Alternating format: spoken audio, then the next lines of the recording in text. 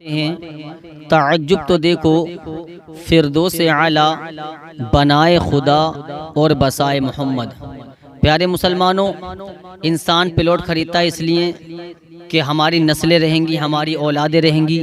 کسی نے بلڈنگ خریدی اس لیے کہ ہمیں یہاں رہنا ہے، کسی نے گھر خریدا اس لیے کہ ہمیں رہنا ہے۔ لیکن اے پروردگار عالم، تو جسم اور جسمانیت سے پاک ہے، تو رہنے سے پاک ہے۔ اے مولا، جب تو رہنے سے پاک ہے تو نے اتنی بڑی جنت کو بنایا کس لیے؟ تو آواز آتی ہے کہ جنت بنانا ہمارا کام ہے اور جنت کو بسانا یہ مصطفیٰ کا کام ہے۔ تبھی تو اعلیٰ حضرت فرماتے ہیں تجھ سے اور جنت سے کیا مطلب وہاں بھی دور ہو، ہم رسول اللہ کے، جنت رسول اللہ کی۔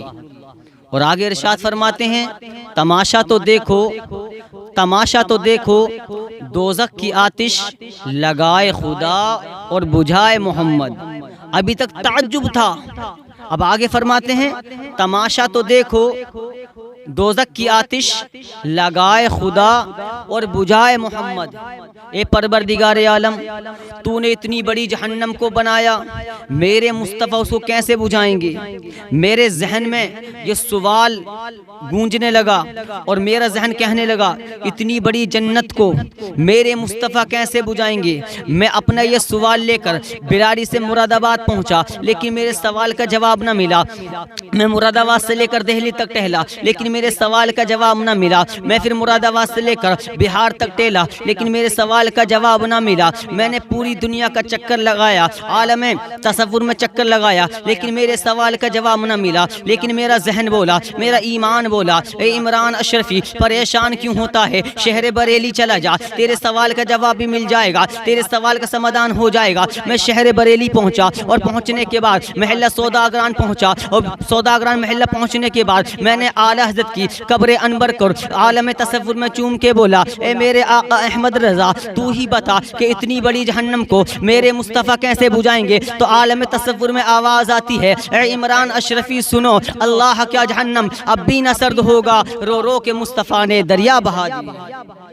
اعلیٰ حضرت نے یہ ہمیں بتا دیا کہ رو رو کے مصطفیٰ نے دریا بہا دیے ہیں۔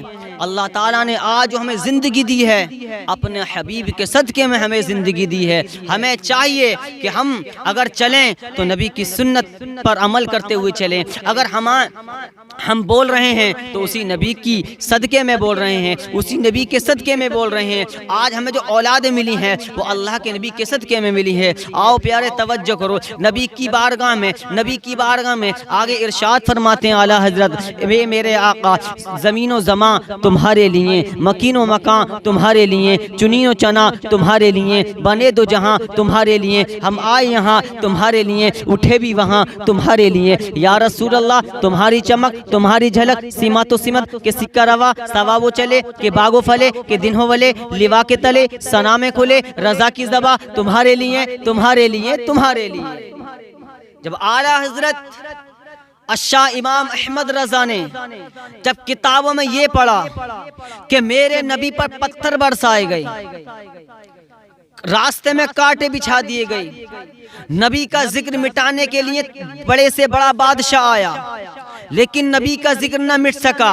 نبی کا ذکر کیسے مٹ سکتا ہے؟ میرے مصطفیٰ کا ذکر اذانوں میں ہے، مصطفیٰ کا ذکر قرآن میں ہے، مصطفیٰ کا ذکر توریت میں ہے، مصطفیٰ کا ذکر انجیل میں ہے، مصطفیٰ کا ذکر پوری کائنات کرتی ہے، مصطفیٰ کا ذکر پوری کائنات کرتی ہے۔ مٹانے والے تو خود مٹ جائیں گے، جو مصطفیٰ کا ذکر مٹانے کے لیے موجود ہیں، جو مٹانا چاہتے ہیں وہ خود مٹ جائیں گے۔ نماز کو مٹانا غیر ممکن، قرآن کو مٹانا غیر ممکن، اذانوں کو مٹانا غیر ممکن۔ جب یہ سارا معاملہ غیر ممکن ہے، جب تم کسی چیز کو نہیں مٹا سکتے تو میرے مصطفیٰ کے ذکر کو بھی نہیں مٹا سکتے۔ اعلیٰ حضرت فرماتے ہیں مٹ گئے، مٹتے ہیں، مٹ جائیں گے آدھا تیرے، نہ مٹا ہے نہ مٹے گا کبھی چرچا تیرا۔